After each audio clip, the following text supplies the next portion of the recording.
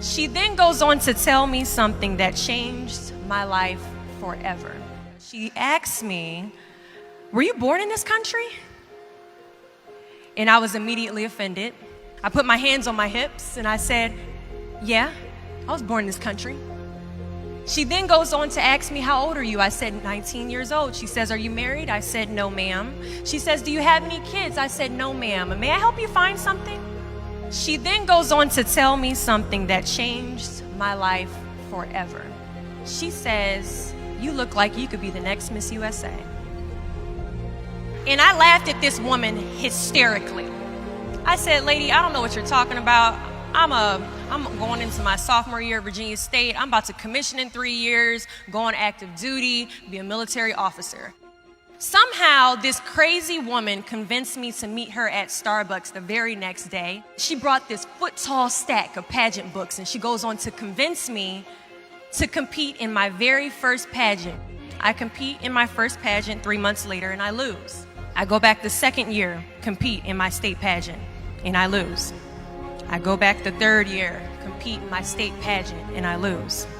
Go back the fourth year, compete in my state pageant and lose. Go back the fifth year, compete in my state pageant and lose. But guess what happens the sixth year? I lose. I called her on the phone 6 years after our Target conversation, and I said, "You told me I could be the next Miss USA." And she says, "Deshauna, keep trying, keep trying, keep trying." In June of 2015, this amazing, kind of cuckoo woman passes away from leukemia. In December 2015, I win Miss District of Columbia, USA.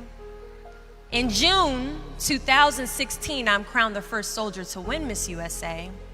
And last January in Manila, Philippines, I walked the Miss Universe stage and placed top 9 amongst 86 countries.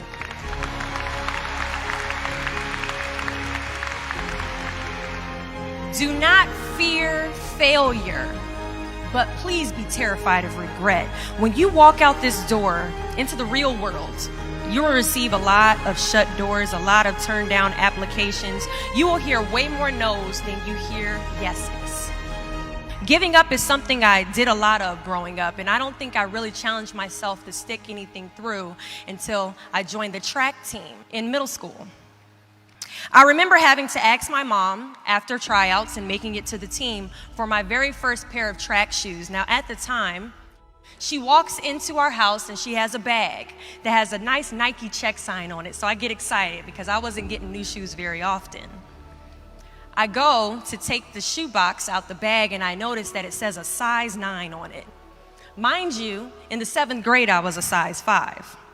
I open the box and I slide my feet into the shoe and I look at my mother and I said, "These shoes are too big." She says, "I know, I did that on purpose." I was like, "Why would you buy shoes that are too big on purpose, Mom?" And she says, "Because I know that you're going to grow into them." Coach has us line up on the starting line and he wants us to run a lap around the track. As we go to take off, I immediately fall to the ground, twist my ankle because the shoes are entirely too big. See, I couldn't run at the speed that I wanted to because I didn't fit the shoes I was wearing at the time. Now, many of us have goals we're trying to achieve, but the person we are right now is not the person that we need to be when we cross the finish line to our dreams. So we must walk and pace ourselves on this journey to our goals because we haven't grown enough in ourselves to fit the shoes that we need to achieve our aspirations. But let me tell you something. If I had won Miss USA my very first year, I would not have been Miss USA. I would not have been the version of myself that I needed to be to properly handle a national title. Many of us aren't ready to walk the race. But understand that as we walk this race, we pace ourselves, and as we pace ourselves, we grow. And as we grow, our foot gets bigger, and as our foot gets bigger, our shoes begin to fill, and as our shoes begin to fill, we can now run a little bit faster, and as we pick up the pace, we get to the finish line at the exact time we are destined to cross it. Do not fear the word no, but be afraid of the possibility of a yes that you have prematurely destroyed because you decided to quit before the clock strikes 12. There are a lot of questions that is going to keep you up at night, but I guarantee there isn't one question that will keep you up longer at night than the question, what if I didn't give up?